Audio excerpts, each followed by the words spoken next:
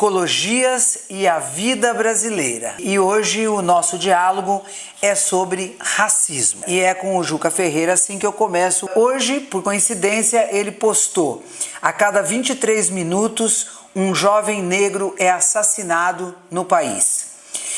E depois ele diz: basta, toda a sociedade deve assumir a responsabilidade desse genocídio e se comprometer em mudar essa situação inaceitável, bruta, vergonhosa. Quero ainda pedir licença aos nossos convidados para fazer uma referência ao Marcos Vinícius de Oliveira Silva. Marcos Vinícius foi membro, fundador e ao morrer era ainda nosso parceiro de trabalho no Instituto Silvia Lane, e faz 3 anos que Marcos foi assassinado, mas é importante a gente citar que ele foi um forte lutador pelo combate ao racismo. Em 2003 ele colocou o debate, que depois virou um texto num livro, sobre a questão, destacando, lembrando, trazendo resultados da pesquisa do Franklin, né, do Ricardo Franklin, mostrando que de 4.900 não sei quantos trabalhos que ele foi buscar no campo da psicologia, só 12 traziam a questão racial como sua temática, né? E ele, a partir disso, ele entende a necessidade do estudo, de incentivar a psicologia. E aí nós já estávamos no Conselho Federal de Psicologia, passamos a ter várias iniciativas que sensibilizavam, despertavam, convidavam, incentivavam a psicologia, os psicólogos e as psicólogas a tomarem essa questão nas suas mãos. Existem algumas pesquisas que dizem que 90%, estou aqui chutando um número, mas é 90% para mais, dos brasileiros afirma que reconhece que no Brasil existe racismo. Mas também 90 e tantos por cento das pessoas, ao responder as questões, dizem que ela não é racista. Como é que é isso? Há ou não há racismo no Brasil? Essa é uma pesquisa que foi feita há um tempo atrás, na verdade, quase 10 anos atrás, antes das cotas, onde as pessoas tinham um discurso muito diferente do que tem hoje, né? Então, tem uma mudança muito grande nessa perspectiva. A minha pesquisa, que foi de 2012, eu pergunto para as pessoas: você já foi racista? Que é diferente de perguntar: você é racista? Claro. E todas as pessoas respondem que sim. E eu só entrevistei brancos, né?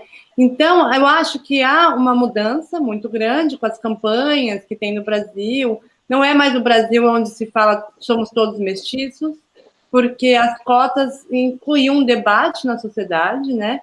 E as pessoas brancas estão anunciando que são brancas por medo de perda de privilégio.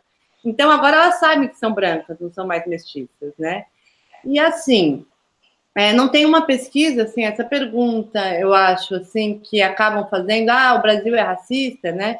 A gente faz ela, mas ela é uma pergunta que todo mundo sabe que né? Todo mundo sabe responder que o Brasil é racista, e aí não precisa de nenhuma pesquisa para fazer o teste do pescoço, como diz a Lu, né? Eu acho que quem inventou esse teste do pescoço, que é só você levantar a cabeça, olhar os lugares de poder e ver que só tem brancos na sociedade brasileira, nos lugares de poder, nos lugares, né, de decisão política, né? O próprio Estado já reconhece que é racista quando ele tem o Estatuto da Igualdade Racial, ainda com todos os problemas, com todas as contradições do momento em que esse Estatuto foi forjado, inclusive o quanto que depois ele também perdeu força, mas o próprio Estado reconhece que é um Estado racista que precisa promover a igualdade racial. Acho que a grande questão que está colocada nos últimos anos é tentar entender as novas configurações das relações raciais. E acho que passa muito pelo fenômeno que a Lia também menciona, né? Como é que o Brasil se estrutura. O Brasil se estrutura tendo não só o trauma da escravidão, mas o processo de modernização, urbanização, industrialização, pressupôs uma forma de acumulação em que nós tínhamos basicamente uma sociedade estamental para negros e indígenas e uma sociedade de uma mobilidade, uma ascensão para brancos que ela não encontra precedentes em outras realidades nacionais modernas. Então, inclusive o mito da democracia racial, ele é um mito fundante da nossa sociedade, na medida em que ele qualifica essa possibilidade de superexploração racial. A questão da leitura da questão negra marcada já inicialmente por uma questão biológica, né? Depois marcado por uma questão cultural, no começo do século XX, e hoje marcada pelo debate das relações raciais, né? E acho que isso que o Márcio está aí nos falando, né? De novas configurações, do mito da democracia racial. Então, acho que a psicologia, a crítica, né, ao mito, que a psicologia vem acompanhando essas questões. Uma das questões postas aí nesse novo desenho é a questão branca. Né? É interessante, né? Porque essa ideia de que o branco não era, não sei, quando se falava em questão racial, se falava do negro. De repente, nós falamos também do branco. E se a gente fala que tem o negro com o racismo vive uma situação de humilhação, sofre, né? A gente também tem que fazer uma caracterização da situação do branco racista. Quando falamos de relações raciais, falamos também do branco, né? E de que jeito é esse jeito de falar do branco? Qual deveria ser ou como ele tem sido? Que é o branqueamento, né? Ou a branquitude? O que é a branquitude que a Lia tem estudado? E o que a psicologia já sabe sobre o sofrimento das vítimas do racismo? O que é que a psicologia já se dedicou a pensar? É um racismo estrutural, como diz o Silvio Almeida. O racismo estrutural ele tem 3 componentes assim, que são fundamentais, que é o poder político, o poder econômico, e aí o que faz parte da nossa área, que é a psicologia, são os processos de subjetivação, ou seja, a entranha, né, do racismo são os processos de subjetivação, porque eles legitimam e naturalizam a sociedade como está, né? Então, assim, sem esse processo de subjetivação, onde as pessoas subjetivam e naturalizam o racismo, o poder econômico e o poder político, eles não têm tanta força quanto, né, esse processo onde todas as pessoas naturalizam o racismo. Muito importante a gente separar a ideia de brancura, que brancura é a cor da pele, né, e a cor da pele das pessoas são diversas, né, e a branquitude é os signos, né, que são colocados nessa brancura a partir da ideia de raça construída no século XIX. Então, o que é essa ideia de raça construída no século XIX? Ela é a ideia de que um fenótipo, né, e aí pode ser qualquer fenótipo, e depois eu posso melhorar isso, ela vai ter uma continuidade moral, intelectual e estética, ou seja, ela vai ter por trás dessa ideia de fenótipo uma ideia de civilização. A questão é que quando se inventou essa ideia de raça, né, isso é a racialização, né? A racialização é colocar no fenótipo uma continuidade moral, intelectual e estética. O racismo, ele é essa racialização hierarquizada, né? Quando o branco inventa a ideia de raça, no século XIX, ele também se coloca num lugar hierárquico de superioridade moral, de superioridade intelectual, de superioridade estética, ou seja, toda uma ideia de civilização, que isso é um tripé que compõe a ideia de civilização superior, né? Então, a branquitude seria o quê? A brancura apropriada, se apropriando, né, pensando a história cultural, da ideia de raça, dos significados compartilhados acerca do que é raça. E então, no branco, daria um sentimento de superioridade estético, uma superioridade intelectual, uma superioridade moral, que tornaria ele com uma pretensa ideia de superioridade humana, né? Essa é o que está por trás da branquitude. E a outra coisa que carrega o pilar da ideia de branquitude é que a branquitude, se a gente for pensar naquele tripé universal, particular, singular, ela é uma particularidade, né, construída, né, numa cultura europeia que se pensa universal. Ou seja, o que significa dizer isso? Que o branco se pensa como norma de humanidade. Também é uma expressão da luta de classes e o cotidiano também é uma expressão do racismo.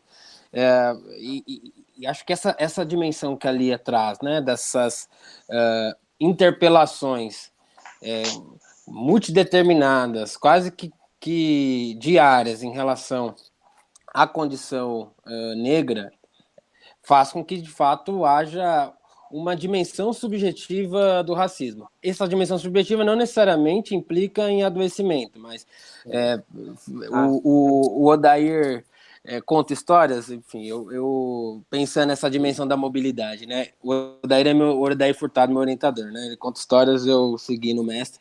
Enfim, eu tô numa fase que eu tô tentando comprar uma casa. E, enfim, eu tenho circulado em lugares. E é muito interessante, a última vez que eu fui fazer isso, porque o taxista que me levou chegou na frente da casa, tinha uma placa de vende-se, e aí ele perguntou para mim, você tá vindo comprar essa casa? Eu falei, sim. Ele, pô, mas é caro, né? Enfim, essa interpelação era porque, enfim, eu tenho cara de pobre, porque eu sou negro, a região não é para mim. Ele fez uma série de inferências que, enfim, pode ser inclusive que ele não estava se identificando com nenhuma pessoa no Brasil contemporâneo com condições de comprar casa, porque a crise assola todo mundo. Mas o meu repertório individual, enquanto sujeito, pode me remeter a um conjunto de possibilidades, inclusive das racializações. E foi interessante que nessa mesma circunstância, o corretor que me atendeu, chegou uma hora que ele virou para mim e falou assim: bom, para a gente não perder muito tempo, você sabe o valor da casa e você sabe que precisa da entrada. Também poderia ser uma interpelação atravessada pela conjuntura. Mas o repertório que me constitui também me permite subjetivamente inferir que, bom, será que ele está me questionando por ser negro? Então, essas circunstâncias, né, elas forjam, essas determinações objetivas formam questões para a subjetividade, não de maneira causal. E daí, eu acho que é importante nós entendermos profundamente o que de fato são... o que é a esfera do racismo enquanto um fenômeno da cultura. A Lia traz muito bem. O campo das significações em torno do racismo, eles têm uma contraposição histórica, que foi o movimento negro. O sujeito histórico de contraposição a uma estrutura que se forja material e simbolicamente racista, foi o movimento negro que, inclusive, reorganizou toda uma gramática de se pensar Brasil. Acho que a gente está vivendo um momento em que há uma...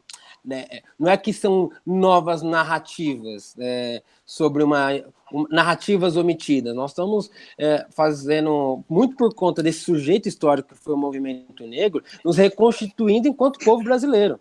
A partir do momento que a gente começa a entender profundamente a nossa relação com o continente africano, a formação política do Brasil, que se remete à luta de quilombolas como uma primeira expressão da luta de classe no Brasil. É que quando eu trabalhei naquele vídeo preto no branco, né, lá com a TV Futura, me lembro dessa conversa muito bem, foi uma conversa importante e boa para mim. O rapaz que trabalhava conosco, um dos rapazes que trabalhava conosco era negro, e aí ele disse assim: vocês pensam, quando levantam de manhã, que vocês são brancos? Que roupa você vai pôr pelo fato de ser branco, onde que você vai, né? Vocês pensam nisso toda manhã? E nós olhamos um para o outro e disse, não, nem lembro, né, que eu sou branca. Ele disse, pois é, eu penso todo dia de manhã que eu sou negro e que eu preciso, onde que eu vou hoje, que roupa que eu vou pôr, exatamente para o cara da casa não falar assim, deixa eu te dizer logo quanto é, né? Ele era um jornalista e ele tinha às vezes que entrevistar uma pessoa, né? E ele disse que ele chegava e dizia que queria entrevistar o presidente, o diretor da empresa, e aí o porteiro, muito sem graça, às vezes até um negro, mas nem sempre, pegava, ficava meio que disfarçado e pegava o telefone, falava com a secretária, dizia, tem um rapaz aqui, diz que tem uma entrevista, para mandar ele subir, aí mandava aguardar, né? Parecia até que ele dizia assim, parecia que tinha um código lá entre eles, dizendo, tem um rapaz negro aqui. Claro que era uma suposição, não basta não ser racista, é preciso ser antirracista. Tá? Eu quero agradecer a Lia Schuckmann, ao Márcio Farias, pela contribuição, acho que foi bom demais. Agradeço e até a próxima.